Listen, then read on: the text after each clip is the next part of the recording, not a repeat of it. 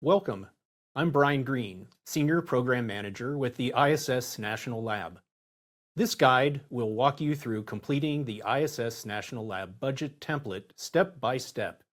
Whether you're new to the process or just need a refresher, this walkthrough will help you submit a clear, accurate budget with confidence. A well-prepared budget isn't just about listing numbers. It's about ensuring compliance with funding guidelines. Mistakes in cost classification, funding source documentation, or indirect cost calculations can slow down the review process or even result in rejection. This guide will walk you through each section so you can avoid these pitfalls and submit a strong, accurate budget. Throughout this guide, we'll be working with a hypothetical budget to illustrate key concepts. Seeing how numbers flow between tabs will help you catch potential errors early and ensure your budget meets reviewer expectations. To make this guide as helpful as possible, we've designed it to be dynamic and interactive. Here's what to expect. A narrated slide deck. We'll walk through key budget concepts alongside a structured, easy-to-follow slide presentation. On-screen budget demonstrations. You'll see a working budget example to follow along. Timestamp navigation. Quickly jump between sections or revisit topics. Structured layout for easy navigation. Each chapter builds on the last to give a complete step-by-step understanding. By using these interactive features, you can move at your own pace and focus on the areas most relevant to you. In this guide, we'll take you through the budget template one step at a time and break down key budgeting concepts. Importantly, the final chapter, Chapter 6, covers frequent budget mistakes. If you only have time for one section, that's the one to watch. Let's get started by looking at how the budget template is structured and how each tab fits into the overall process. The ISS National Lab budget template is designed to save time by structuring your budget in a way that reduces errors and ensures compliance. Each tab in the template focuses on a specific part of the budget. Let's take a quick tour of the template so that you know what to expect before entering your numbers. The Instructions tab provides a detailed guide on how to fill out the budget template. Each section of the instructions corresponds to a specific tab in the workbook. If you're new to this process, this is the best place to start. The Budget Summary tab brings together totals from all the other tabs, giving you a complete view of your project budget. This tab shows costs by funding source and ensures everything aligns across the template. The Project Costs Paid by ISS National Lab tab is where you'll list all the direct and indirect costs that you're requesting ISS National Lab to cover. This includes salaries, fringe benefits, equipment, and more. Be sure to allocate costs across the correct project years to reflect when the expenses will occur. The Project Costs Not Paid by ISS National Lab tab is where you document expenses that will be covered by other sources, such as the Principal Investigator's organization, matching funds, or in-kind contributions. This tab also has a section called Funding Sources, where you'll specify where these additional funds are coming from. The Glossary tab defines important terms used throughout the template. If you're unsure about a term, check this tab for a quick reference. The budget template uses colors to help guide your entries. White cells are for typing in your numbers or notes. Fill these in where needed. Shaded cells update on their own based on what you've already entered. Some cells have red flags with extra tips. Hover over them for guidance. The notes boxes in the budget template are a key tool to help reviewers understand your budget and ensure everything is clearly documented. Use the notes boxes to clarify how budgeted amounts were calculated, especially for major expenses like equipment or sub-awards. Provide details justifying your selected indirect cost rate. Describe any unique funding sources or cost-sharing arrangements, such as industry contributions or special agreements. Providing clear, detailed explanations can help prevent delays and ensure reviewers can assess your submission efficiently.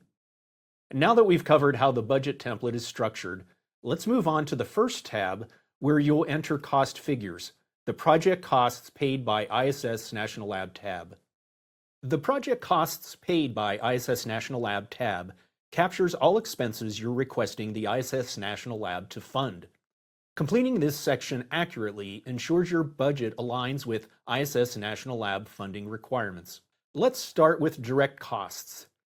These are project expenses directly tied to execution, such as salaries and fringe benefits, materials and supplies, equipment over $10,000.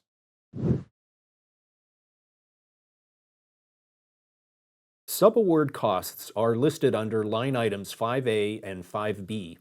Implementation partner costs are covered under all solicitations. Subawards for other types of collaborators may or may not be eligible for funding. It depends on the specific solicitation. If your project involves a flight experiment, you'll need a cost estimate from an ISS National Lab implementation partner. Enter these costs under Implementation Partner Costs, line item 5B. Make sure they match the Statement of Work, or SOW, from your chosen implementation partner, and don't forget to attach the SOW to your proposal. Indirect costs are expenses that support your project but aren't directly assigned to it. Things like facility operations, maintenance, and administrative support. Applicants must select one of two options when calculating indirect costs. If you have a negotiated indirect cost rate agreement, you need to provide a copy. If you're using the 15% de minimis rate, be sure it's applied correctly to the Modified Total Direct Costs, or MTDC, not total project costs.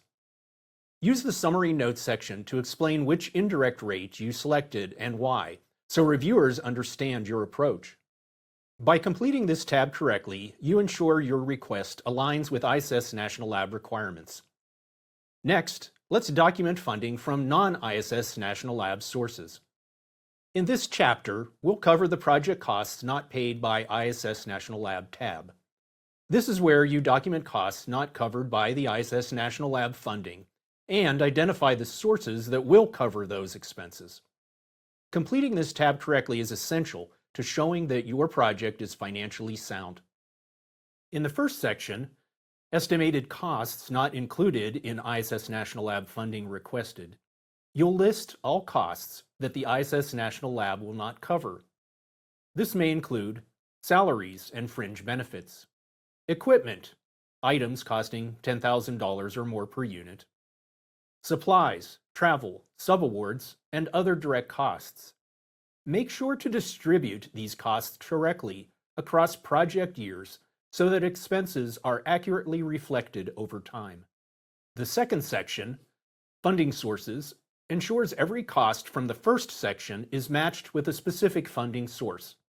Common sources include contributions from the Principal Investigator, or PI's, organization, private investments or donations, government grants, such as NASA funding, in-kind contributions, resources like donated equipment or access to specialized facilities. Before finalizing, double-check that every cost listed in the first section has a corresponding funding source listed in the Funding Sources section. If the total costs and total funding sources don't match on this tab, your budget will be incomplete. With this tab complete, you've accounted for all project costs not paid by the ISS National Lab and identified how they will be covered. Next, we'll move on to the Budget Summary tab to see how everything ties together. Now we'll take a look at the Budget Summary tab. This tab consolidates all financial details from the other budget tabs into one place, ensuring that your total project budget is complete and balanced. Reviewers use this tab to understand how your project is funded, so accuracy is critical. And you will copy and paste the summary table into your proposal. The Budget Summary tab is structured into 4 key cost sections and provides a space for notes, making it easy to review. The total project costs section shows the overall cost of your project. These totals are automatically calculated using the data from the project costs paid by ISS National Lab tab, the project costs not paid by ISS National Lab tab. Since these totals update automatically, you should never enter values manually here. If something looks off, check the original tabs to ensure accurate entries. This next section, marked with a blue shaded header, displays the total amount you're requesting from the ISS National Lab. It pulls directly from the project costs paid by ISS National Lab tab. Be sure to double check that all line items in that tab are correct to ensure this summary remains accurate. The section with the yellow shaded header shows the total costs that will be covered by funding sources outside of the ISS National Lab, such as institutional funding, private sector investments, in-kind contributions. These numbers are pulled from the project costs not paid by ISS National Lab tab, so ensure those figures are accurate and complete. The Sources of Funds section shows where your funding is coming from. The total costs not covered by the ISS National Lab must be fully offset by the combined total of all funding sources. If the numbers don't match, check the project costs not paid by ISS National Lab tab to ensure all costs are fully accounted for. Before finalizing your budget, double-check these key steps. First, take a moment to ensure that all numbers align correctly across all tabs. If numbers don't align, check for missing or duplicated entries. Second, do not manually enter numbers in fields other than white fields in the Budget Summary tab. This tab autofills based on your inputs in the previous tabs. Any manual changes to shaded cells can cause miscalculations and compliance issues. Third, ensure commitment letters, valuation estimates, or agreements are included for both cash and in-kind contributions. Finally, use the space in the Summary Notes section to explain funding sources, justify key costs, and provide necessary context for reviewers.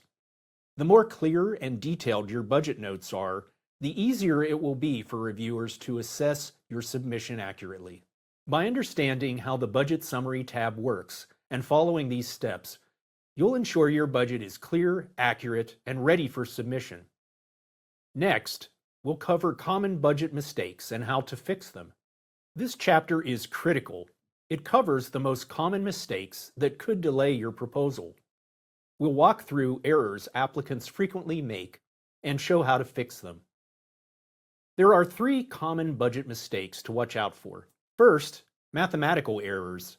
This happens when totals don't reconcile across tabs, often due to missing or duplicated entries. Second, categorization errors. This occurs when costs are entered in the wrong section. And third, compliance errors. This includes misclassifying funding sources. First, let's look at a simple but critical mistake, when the total project cost in the Budget Summary tab doesn't match the combined totals from the other budget tabs. In our incorrect budget, the Budget Summary tab shows a total project cost that is $60,000 less than the total funds available. A common cause of this issue is double entering a cost in 2 different tabs. How to prevent this mistake? Before finalizing, verify that all costs are entered once and that formulas haven't been altered in the Budget Summary tab. If the totals don't match, check for duplicate entries across budget tabs. Now, let's move on to a categorization mistake, putting costs in the wrong section. In this case, a subcontractor budget was mistakenly entered under line item 1, salaries and fringe benefits, instead of under line item 5A, subawards for other than implementation partners, in the project costs paid by ISS National Lab tab. Why is this a problem? First, it inflates personnel costs, making them appear higher than they actually are. Second, it also hides subaward costs, which are an important part of the budget and must be clearly documented. Finally, if a subaward is mistakenly entered under salaries or another direct cost category, the full indirect cost may be applied incorrectly, causing an overestimated indirect cost total. Here is how to fix it. Always place subawards under the correct line item to ensure transparency and make sure the indirect rate is properly applied. If funding is going to an external collaborator, list it as a subaward, not under salaries. Salaries should only include direct personnel working on the project.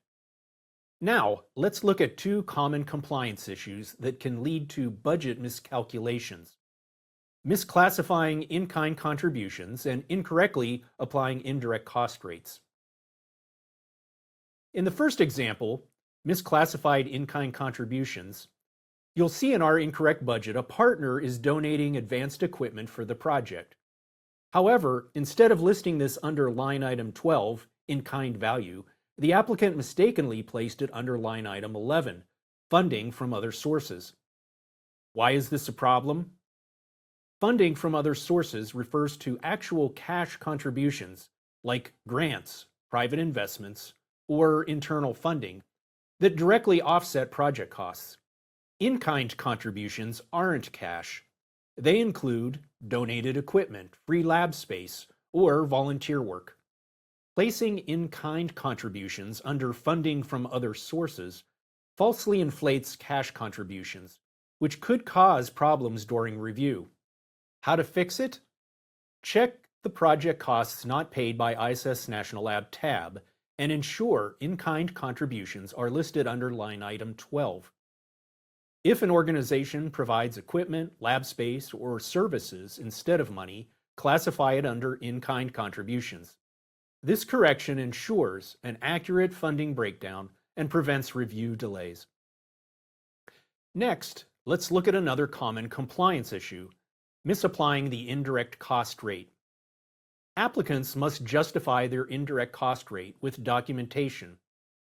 Either attach a NICRA if using a rate higher than 15%, or ensure the 15% de minimis rate is applied correctly to the modified total direct cost, or MTDC.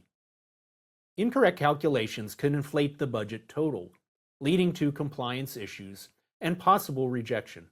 So, how do we fix it? Before submitting, double-check indirect cost calculations and ensure documentation supports the rate used. Use the Summary Notes section to clarify your rate selection and justification. In summary, to avoid common budget mistakes, check that all totals reconcile across tabs. Categorize costs correctly, especially subawards and salaries. Distinguish between funds from other sources and in-kind contributions. By reviewing your budget carefully, you'll avoid common mistakes and strengthen your budget submission. That wraps up the ISS National Lab Budget Guide. We hope this walkthrough has helped you understand how to complete your budget with confidence. If you ever have questions, refer to the Instructions tab or reach out for support. Best of luck with your proposal.